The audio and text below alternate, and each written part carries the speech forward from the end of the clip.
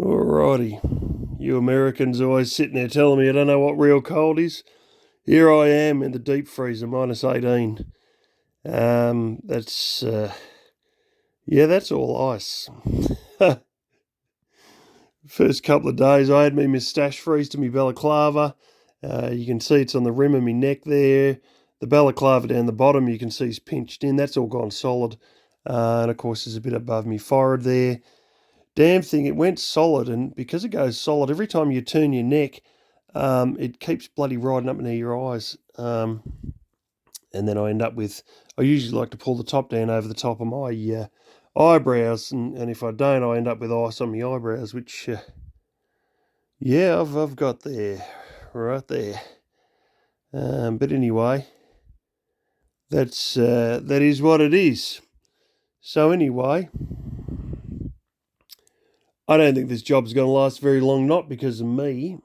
I'm getting used to the cold. Usually my hands are good till the last hour. Tonight they were fine the whole time. Toes are very bad the first night until I realised I need thermal socks and to get rid of some of these callus on my toes, and then that was all sorted. It turns out this place is one of the biggest places in the world, and it's owned by, you guessed it, some fucking capital fund, some fucking bullshit Wall Street, venture capital dog shit. And of course, it's ran as corporate can be, where upper management's got its head in its ass about what's happening on the ground and all that sort of stuff. Even to the perplexing of my shift manager. They want to have 18 people on every shift. The KPIs expected are so fucking ridiculous that there's no way they're going to get that. And they're going to be like Amazon. They're just going to blow all this money on recruitment, just pouring through people. Not direct recruitment, but through an agency, which costs a bloody lot. I think it's like $1,000 per person or something. So they're going to keep doing that and having KPIs no one can meet. And they want 18 people per shift, but they don't even have 18 forklifts. And the forklifts they do have are marred with fucking batteries that are dying. I had one where the controls would just give up. It wouldn't go forwards or backwards. You turned off the key, it didn't make a difference. You had to unplug the battery. Then it would go forward and backwards. Then you couldn't get it to go up and down. And once I had it going up and down, then I couldn't go forwards and backwards and put the damn pallet in the rack.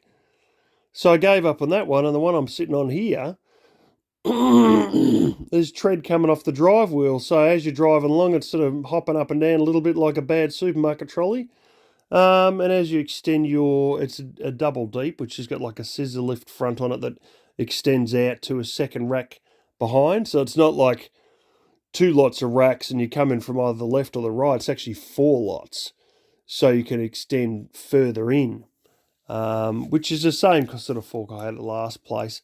And long and short of it, when you move this one out, it creaks like it's about to bloody die. And, you've just imagine this is the way the place is laid out. You've got on your right, you've got docks. There's actually on your far right, there's 14 truck spaces or something like that. And you've got your main dock on the right, which is -8. On the left is all your warehouse. At the very top, it's -5, which is the chiller. They keep a small amount of garlic bread in there, but it's mainly butter and margarine. That's only about 2 rows. And then the rest of it on your left further down is tons and tons of rows of -18, which is the deep freeze, which I'm in here in this photo, and I'm in most nights, most of the time, going in and out between the dock and the deep freezer.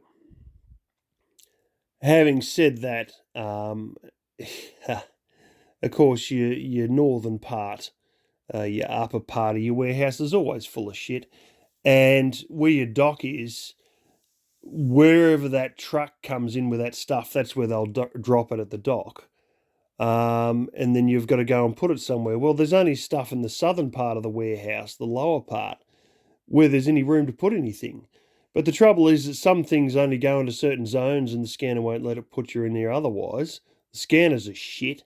You get a yard and a half away, they don't want to scan, and just barcodes are too small and the scanners, I don't know, you have a lot of problem with your focus on your phone in the cold, and I don't know if it's something similar that's screwing the scanners up. But yeah, it's all very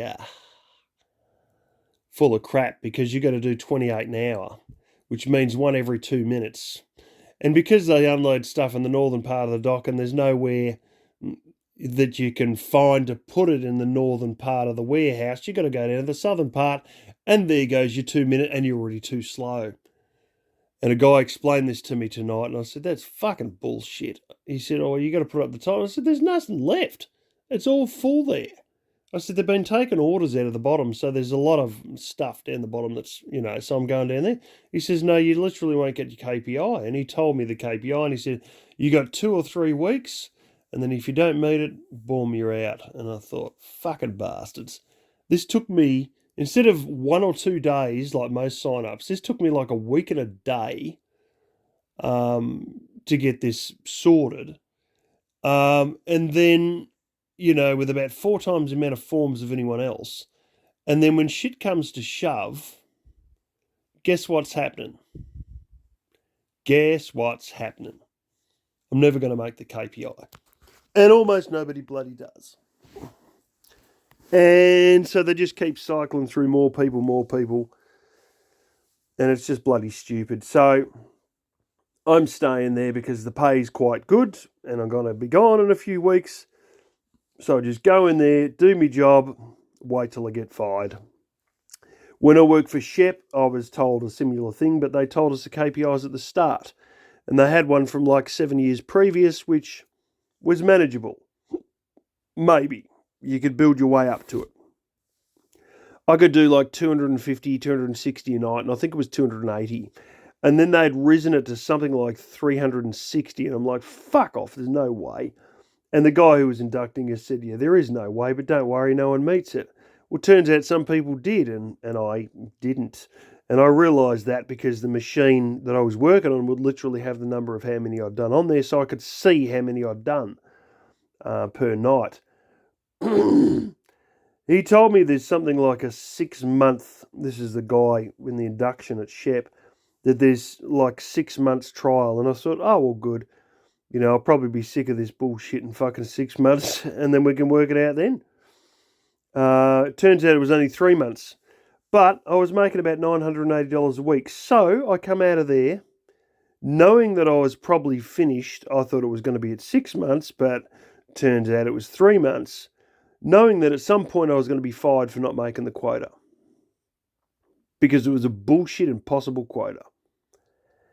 And then I thought to myself, well, just keep sticking it out because you're making money.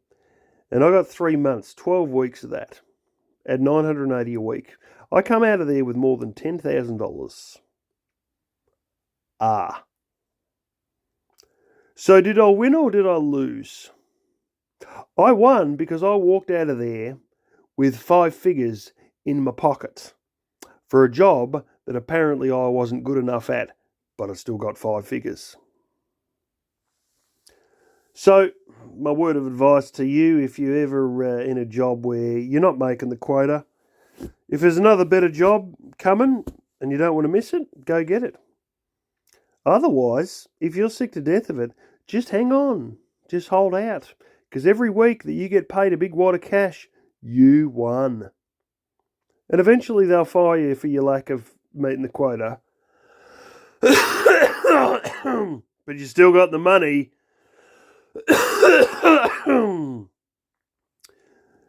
I worked, this is about $38.40 an hour, and because if you don't work a full week, you get very low tax, I ended up getting something stupid. They're taking out $50 a week for clothing, but I worked out something like I think it might have been minus the clothing. It was $305.50 per fucking night. And I was like, holy shit. So I'm going to keep on going until my 2 or 3 weeks are up. Because I'm going to end up, if it's 2 weeks, it's going to be like $3.5 in my pocket. Because I started sort of middle of the week. If it's 3 weeks, it's going to be like $5,000. And I would have won. Sort of a bit disappointed that it's like this, but hey, you can't win them all. Having said that, there's a lot of jobs that a lot of people go to a lot of jobs that I've been in where most people last, 2 days, 3 days, 2 weeks. My last job was like this. Many people wouldn't be there for any more than 2 weeks before they walk out. And then the job at the steel bar company was the exact same thing. I lasted there for like 1 year and 9 months. The last job, I thought it was 10 months at the fridge warehouse. And that turned out that was like 11 months. Because I didn't really... When I went to rewrite my resume, I realised I'd actually started earlier than I thought. But ultimately, at the end of the day, I end up lasting a lot longer than most people do. I end up lasting in joints where most people don't last. And if I don't last at this joint, just like I didn't last at Shep, so fucking what? I mean, how good are you meant to fucking be? And if this isn't good enough and you gave it your best, well, fuck them. Who cares? Plenty of other jobs out there, many of which most people won't last at, and I do. But really speaking, is it about lasting at a shithole job, or is it about working at a place where the work's reasonable and you can do it and it's achievable and you're not like constantly saying fuck this place in your head? It's better to work in a reasonable joint. And there's not so many reasonable joints left. There are some, but the fact of the matter is that if I'm good enough for the company and the company's happy with me and I'm not like completely fucking losing me shit, I'll just stay, So long as it's, the pay's not totally fucking pathetic. In which case I'd never even go for the job to begin with. Anyway, just thought I'd tell you all what's up with that. I've sort of... there's other options that I've already got laying on the table, to be quite honest. The place where I was, where I become supervisor at the fridge warehouse there, at the restaurant supply joint, I've talked to the temping agent I originally started with them through, and they sort of would like me back for a couple of different jobs they've got. So if this ends and this other agency that I'm with at this place doesn't get me something within a couple of weeks, I'll just go back to this other joint because they're a bit more reasonable. Whereas this agency, they're bloody liars. They pay late. They fuck around. When I was with the German company, I had to go with this same temping agent. And I was talking to the same guy who was saying about the KPIs, and he's had experience with this same agency, and he says, yeah, they're arseholes. And I knew they were. They already told me some bullshit. So, yeah. Anyway, we'll see how it all plays out. I'm a little bit annoyed at all of this, but,